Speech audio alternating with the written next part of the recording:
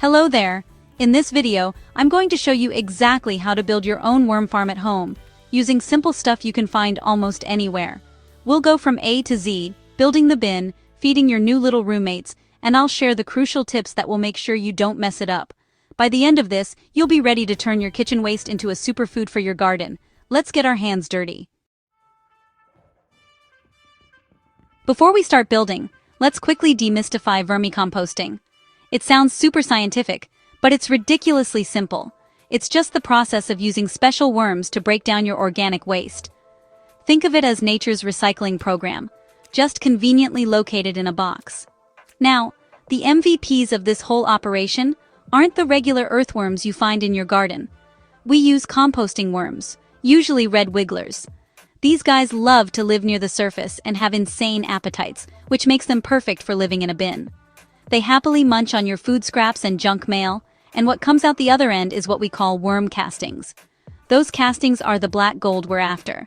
They are a powerhouse of nutrients like nitrogen, phosphorus, and potassium, and they're packed with beneficial microbes that basically bring your soil to life. Seriously, the science backs this up. Using vermicompost can make your plants grow like crazy and even boost crop yields. So not only are you keeping a huge chunk of waste out of the landfill, up to 30% of what the average household tosses, but you're also creating free, all-natural, super potent fertilizer for your plants. It's a win-win and, well, win. Alright, let's get into the build. One of the best things about this project is how simple and cheap it is. Here's your shopping list. First, the bin. You want an opaque, solid-colored plastic tote with a lid, somewhere in the 10 to 18-gallon range. Opaque is key because worms are sensitive to light and like to do their work in the dark. Pro tip, a bin that's wider is better than one that's super deep. This gives the worms more surface area to party and keeps things from getting too dense.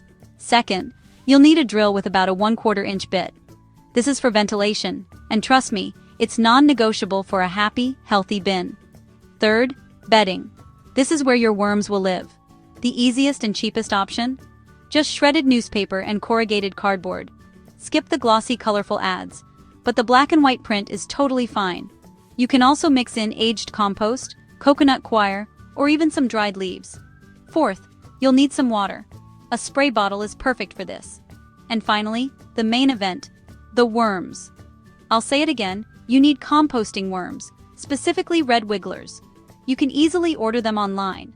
For a bin this size, starting with about 1 pound, that's roughly 1,000 worms, is the perfect starter army. Got your materials? Great. Let's put this worm hotel together. This first step is fast but super important. Grab your plastic tote and your drill. We need to add air holes.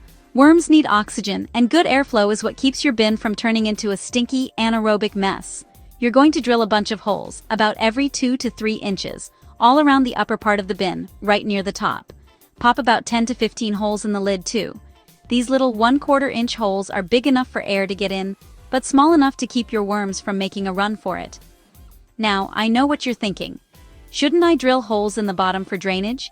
It's a great question, but for this simple setup, the answer is no. Bottom holes can turn into escape hatches for your worms and can make the bin dry out way too fast. We're going to manage the moisture carefully so we don't end up with a pond in the bottom.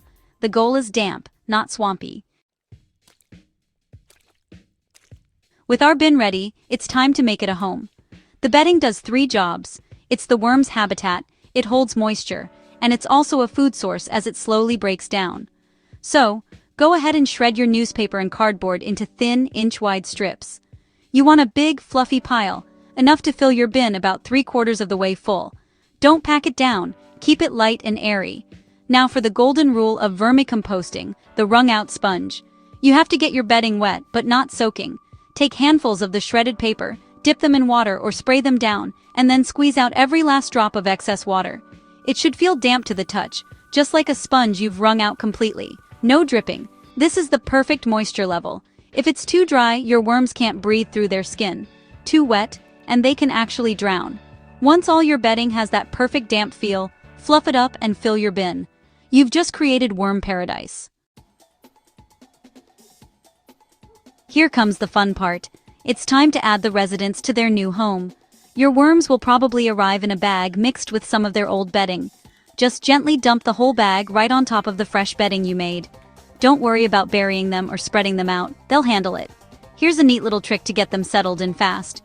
Worms are photophobic, which is a fancy way of saying they hate light. So, after you've put them in the bin, leave the lid off for 30 to 60 minutes under a normal room light. This will make them instinctively dive down into that nice, dark, moist bedding you prepared. After an hour or so, you can pop the lid on. Your worms are officially moved in. Alright, quick pause.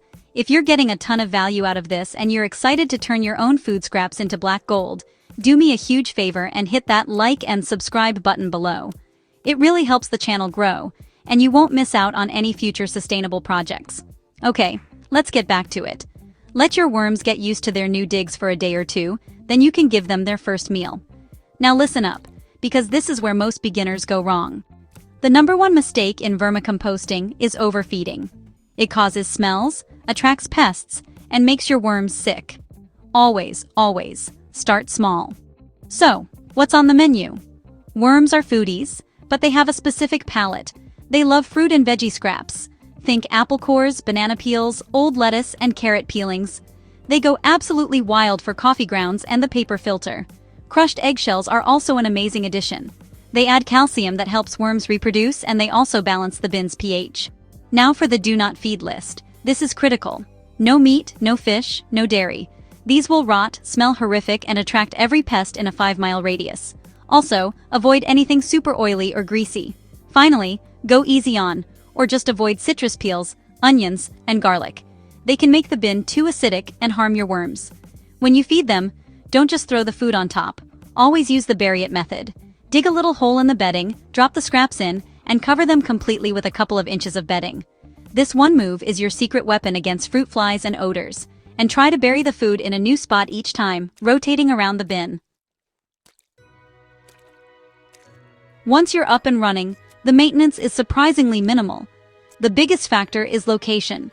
Keep your bin somewhere cool and dark where the temperature is stable, between 55 and 77 degrees Fahrenheit, or 13 to 25 Celsius, is the sweet spot. A basement, garage, pantry, or under the sink are all perfect. Just keep it out of direct sun, which can cook your worms in a hurry. About once a week, do a quick moisture check. Just reach in and feel the bedding. Does it still feel like that wrung-out sponge? If it's a little dry, give it a light mist with your spray bottle. If it feels soggy, fluff everything up and mix in a few handfuls of dry, shredded newspaper to soak up the extra moisture. It's also smart to gently fluff the bedding every week or so anyway, just to keep it from getting compacted and to help air circulate. Okay, let's talk troubleshooting. Don't panic if your worms try to escape. They're just telling you something is wrong. It's either too wet, too dry, or too acidic. Double-check your moisture, and if you suspect acidity, add more crushed eggshells. What if it starts to smell? A healthy bin should smell earthy and pleasant. If it smells sour or like garbage, you're overfeeding. 99% of the time, that's the problem. The fix is easy. Stop feeding for a week or two and mix in more dry bedding like cardboard to restore balance. After about 2 or 3 months, you're going to open that lid and see an amazing transformation. Most of the original paper and food scraps will be gone, replaced by this dark, rich, crumbly stuff. That's your finished vermicompost, and it's harvest time. One of the easiest ways to harvest is the migration method. Basically, you're going to gently push all the finished compost over to one side of the bin. On the empty half, add a bunch of fresh, moist bedding and a tasty meal of new food scraps. Over the next couple of weeks, the worms will naturally move away from the finished side and migrate over to the fresh food. You've bribed them to move out. Once you see that most of the worms have made the journey, you can just scoop out that beautiful, nearly worm-free compost. It's ready to use right away. Mix it into your houseplant soil, sprinkle it on your garden beds, or add it to your seed starting mix for a major nutrient kick. And that's it. You built a bin, you got some wormy employees, and you harvested your own black gold. You're officially a vermicomposter, turning your garbage into a treasure for your garden. It really is that simple. You're shrinking your environmental footprint, ditching chemical fertilizers, and taking a huge step towards a more sustainable life. If you found this guide helpful, do me a favor and give this video a like, and be sure to subscribe for more easy, sustainable projects. I'd love to hear from you in the comments. Are you starting your own worm bin? Got any questions? Let me know below. Happy composting!